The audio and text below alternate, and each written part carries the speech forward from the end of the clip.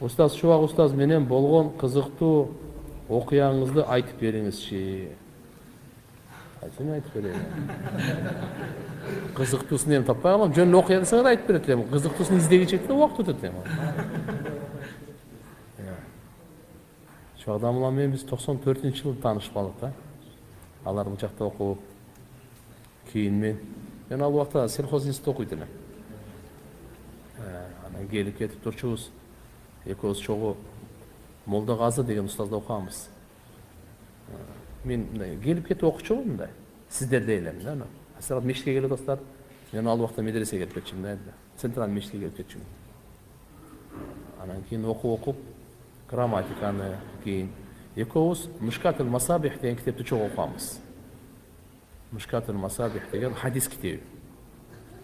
Бул 97-жылы. 97-жылы. Мен билбейм, мен 73-төмүн. 73-жылы ошондо 97 болгондо 24 болуп калыптын да. 24 болуп калган. Чубак аябай зейиндүү. Ошондо эле күлдүрүп жүрчү. Ошондо эле күлдүрөт. Так. Молда Газдамла устазыбыз виждандуу деп мактайт эле. Виждандуу деп гайраттуу. Бир нерсени айтканда араб устаздар бар болчу, ошолор менен окучу.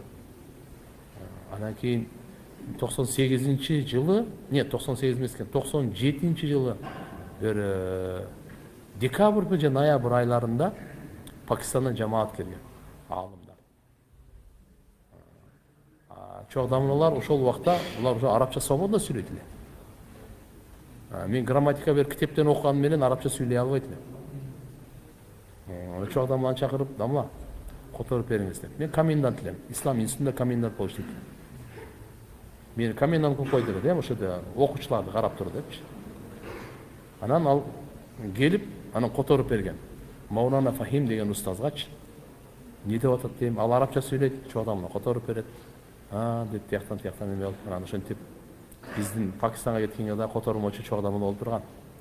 Анда алар окуйт эле.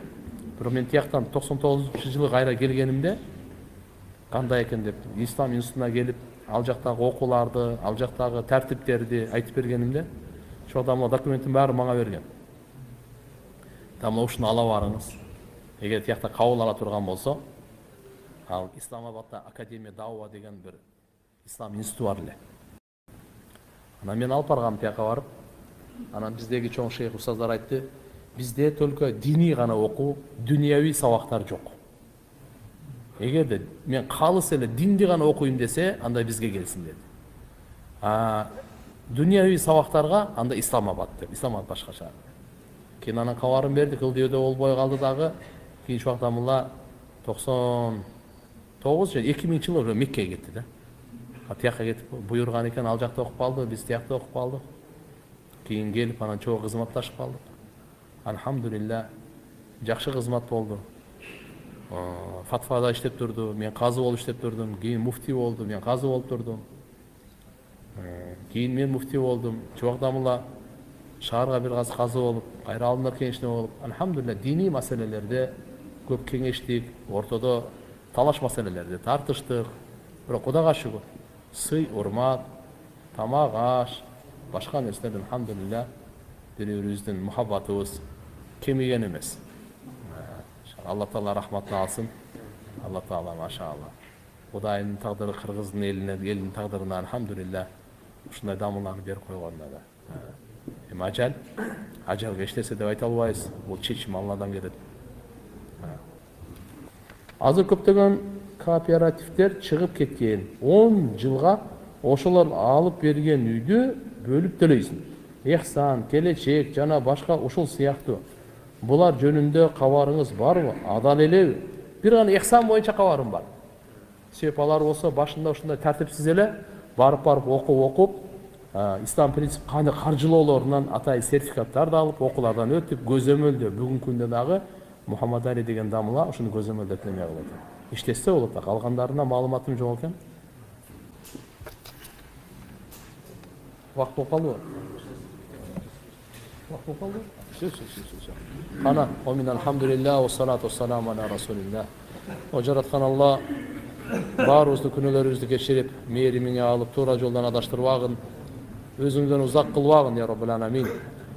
Баардык ушул жерде сабакка катышкандардын өмүрлөрүнө, ден соолук, ырыскыларына береке бергин я Аллах. Баарыбызды Кур'ан сүннөткө бекем кылгын. Ааламга Кур'ан сүннөтү таркатуучулардан кылгын. Жараткан Аллах эч кимге кор, эч кимге зар кылбагын. Өткөндөрдү өз рахматыңа алгын. Ушул жерде кол көтөрүп тургандарга байланыштуу канча маркумдар бар, өзгөчө чубак дамылабызга Алла Таалам өзүнүн рахматын жаадырып, күнөөлөрүн кечирип, даражаларын бийик кылып, жайын жаннаттан кылгын.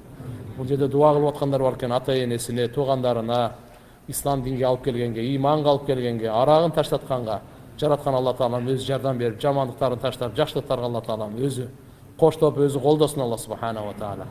Баарыбызды Алла Таалам туура жолго жолдосун. Жараткан Алла мына элибизге, журтубузга, мамлекетке тынчтык, амандык берип, кимдин кандай ниеттери болсо Аллахым баардык шар'ий хажеттерин орундатсын. Bir rahmet. Allah razı olsun.